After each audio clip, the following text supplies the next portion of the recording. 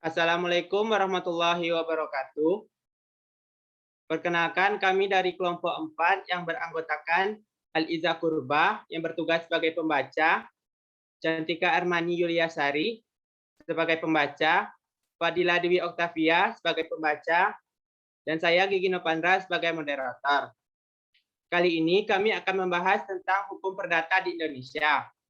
Pada bahasan kali ini ada 4 poin yang akan kami jelaskan. Yang pertama adalah hukum perdata yang berlaku di Indonesia. Yang kedua, sejarah singkat hukum perdata. Yang ketiga adalah pengertian dan keadaan hukum di Indonesia. Yang keempat adalah sistematika hukum perdata di Indonesia. Poin yang pertama adalah hukum perdata yang berlaku di Indonesia, yang akan dibacakan oleh Al-Iza Kurba. Kepada Al-Iza disilahkan.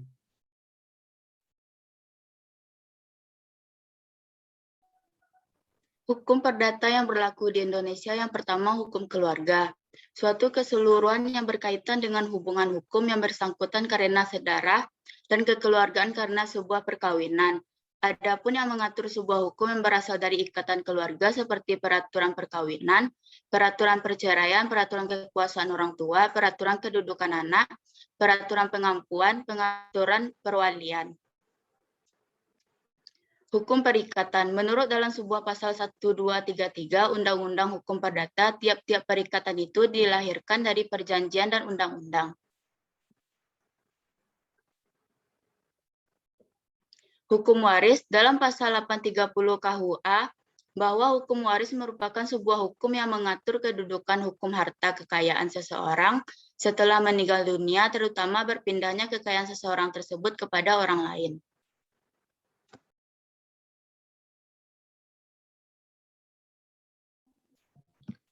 Dua, sejarah singkat hukum perdata. Hukum perdata semula berasal dari bangsa Romawi yang lebih kurang 50 sebelum Masehi. Pada masa pemerintahan Julius Caesar berkuasa di Eropa Barat, yang sejak waktu itu hukum Romawi diberlakukan di Prancis, walaupun bercampur dengan hukum asli yang sudah ada sebelum orang Romawi menguasai Galis atau Prancis. Keadaan seperti ini terus berlangsung sampai pada masa pemerintahan Louis XV, yaitu dengan diawalinya usaha ke arah adanya kesatuan hukum yang kemudian menghasilkan suatu kodifikasi yang diberi nama Kode Sivil des Francois 7 pada 21 Maret 1804 yang kemudian pada 1807 diundangkan kembali menjadi Kode Napoleon.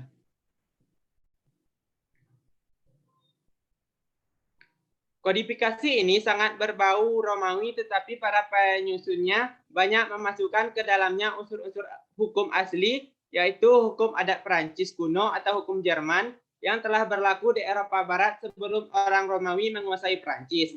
Sebagai campuran ketiga di dalam Kodeks Sipil itu adalah hukum kerajaan atau hukum Katolik yang didukung oleh Gereja Roma Katolik ketika itu.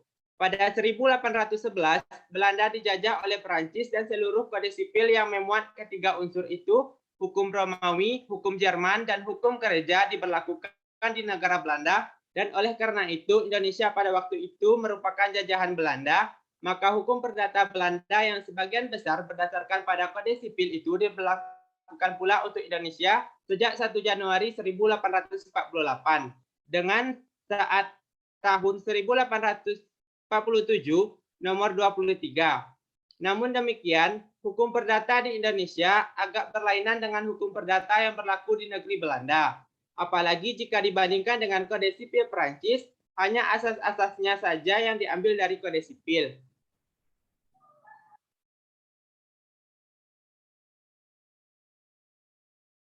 Sejarah perkembangan hukum perdata. Yang pertama, Burgerlich Wetboek atau BW merupakan sebenarnya dari HK Romawi, yaitu sejak pemerintahan Julius Caesar tahun 1950 sebelum Masehi, yang meluaskan kekuasaannya sampai dengan Eropa Barat. Negara Prancis pun menjadi negara jajahan dan di dalamnya diberlakukan hukum Romawi. Yang kedua, hukum asli bangsa Prancis sudah ada, tetapi tetap diberlakukan hukum Romawi, sehingga berlaku 3 hukum, yaitu hukum Romawi, hukum Prancis, dan hukum agama. Serta terjadi pula pluralisme hukum. Selanjutnya, pada masa pemerintahan Raja Prancis Frederick XV, Napoleon Bonaparte pada tahun 1804 membuat unifikasi hukum Prancis dengan jalan kodifikasi Code Civil de France yang pembuatannya sangat terpengaruh dengan 3 hukum tadi. Kemudian Prancis menjajah Belanda dan hukum Prancis pun diterapkan di Belanda pada tahun 1811 Masehi. Setelah pendudukan Prancis berakhir, dibentuk panitia untuk merancang kodifikasi hukum perdata Belanda. Belanda dijajah oleh Prancis dan seluruh kode sipil yang memuat ketiga unsur yaitu Romawi, hukum Jerman, dan hukum gereja diberlakukan di negeri Belanda. Selanjutnya, pada tahun 1814, Belanda mulai menyusun Kitab Undang-Undang Hukum Perdata atau Sipil atau KUHS Negeri Belanda. Berdasarkan kodifikasi hukum Belanda yang dibuat oleh Mr. J.M. Kemper, disebut Outworth Kemper, namun sayangnya Kemper meninggal dunia pada tahun 1824 sebelum menyelesaikan tugasnya, dan dilanjutkan oleh Nicolai yang menjabat sebagai Ketua Peradilan Tinggi Belgia.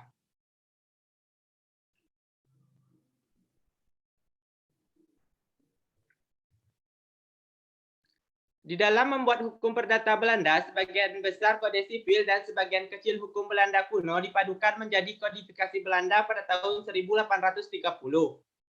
Selanjutnya, keinginan Belanda tersebut terrealisasi pada tanggal 6 Juli 1830 dengan pembentukan 2 kodifikasi yang baru diberlakukan pada tanggal 1 Oktober 1838 oleh karena telah terjadi pemberontakan di Belgia, yaitu Burgerlijk Wetboek yang disingkat BW atau Kitab Undang-Undang Hukum Perdata Belanda dan Wetboek van Convandel singkat WVX atau yang dikenal Kitab Undang-Undang Dagang. Selanjutnya, pada tahun 1848, hukum Belanda diterapkan di Indonesia atau Hindia Belanda pada waktu Belanda menjajah Indonesia.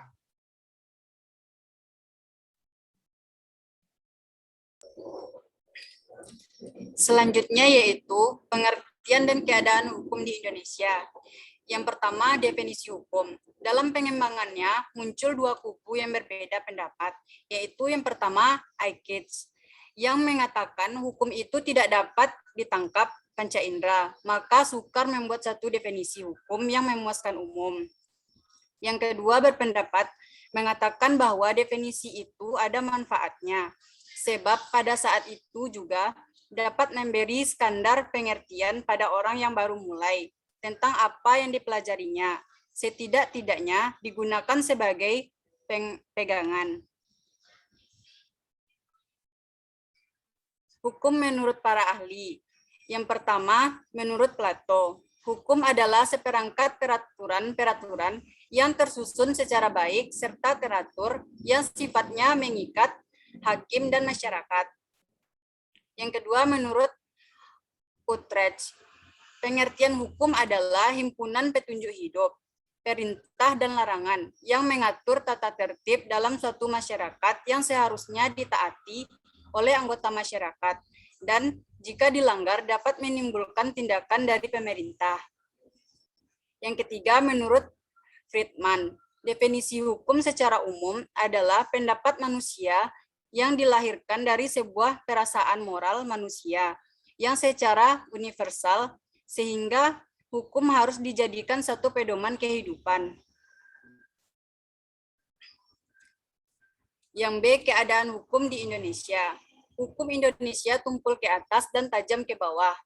Efektivitas penegakan hukum hanya berlaku bagi masyarakat kecil yang melakukan kejahatan kecil, sedangkan pelaku-pelaku kejahatan besar seperti korupsi, kolusi, dan nepotisme, KKN yang lazim disebut penjahat berkerah putih, white collar crime, sangat sulit untuk disentuh. Hukum yang berlaku dalam masyarakat memberi pembeda kelas-kelas sosial. Masyarakat masih terheran-heran ketika mereka memahami hukum adalah sebagai panglima untuk menjawab, memutuskan, atau menyelesaikan suatu perkara atau kasus. Ternyata tidak sedikit peraturan perundangan sebagai hukum tersebut menjadi tidak melahirkan apa yang diharapkan masyarakat itu sendiri. Problematika penegakan hukum. permasalahan yang timbul berupa pelanggaran terhadap norma-norma yang ada dalam kehidupan bermasyarakat ataupun aturan-aturan yang bertradisi untuk menciptakan suatu fenomena yang bertentangan dengan kaidah moral dan kaidah susila serta aturan-aturan hukum. Kasus hukum yang terjadi di tanah air seringkali mencuat menjadi bahan perbincangan publik karena putusan peradilan dianggap mengabaikan nilai-nilai keadilan yang semestinya dirasakan oleh masyarakat dan pencari keadilan.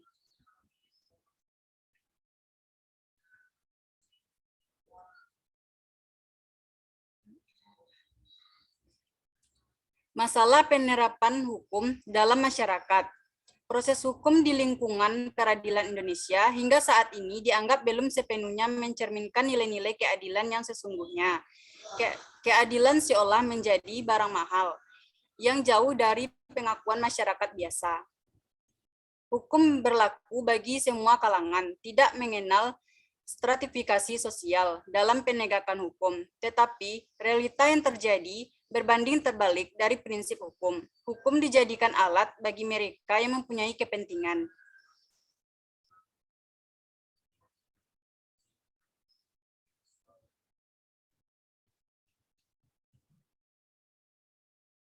Sistematika hukum perdata di Indonesia. Ada dua pendapat sistematika hukum perdata. Pendapat yang pertama yaitu berlaku undang-undang yang berisi buku pertama berisi mengenai orang, di dalamnya aturan hukum tentu diisi seseorang dan hukum kekeluargaan. Buku kedua berisi tentang hal benda dan di dalamnya diatur hukum keadaan dan hukum waris. Buku ketiga berisi tentang hal perikatan. Di dalamnya diatur hak-hak dan kewajiban timbal balik antara orang-orang atau pihak tertentu. Buku keempat berisi tentang pembuktian dan daluarsa. Di dalamnya diatur tentang alat-alat pembuktian dan akibat-akibat hukum yang timbul dari adanya daluarsa itu. Pendapat yang kedua, menurut ilmu hukum atau doktrin dibagi dalam 4 bagian, yaitu yang pertama hukum tentang diri seseorang atau pribadi, yang kedua hukum kekeluargaan, yang ketiga hukum kekayaan, yang keempat hukum warisan.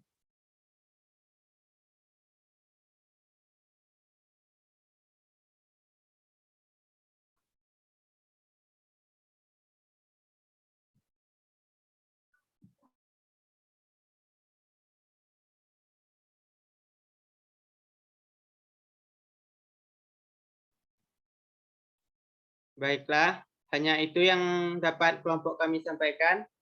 Kalau ada salah dan janggal kami mohon maaf. Kami akhiri dengan wabillahi taufiq wal hidayah. Wassalamualaikum warahmatullahi wabarakatuh.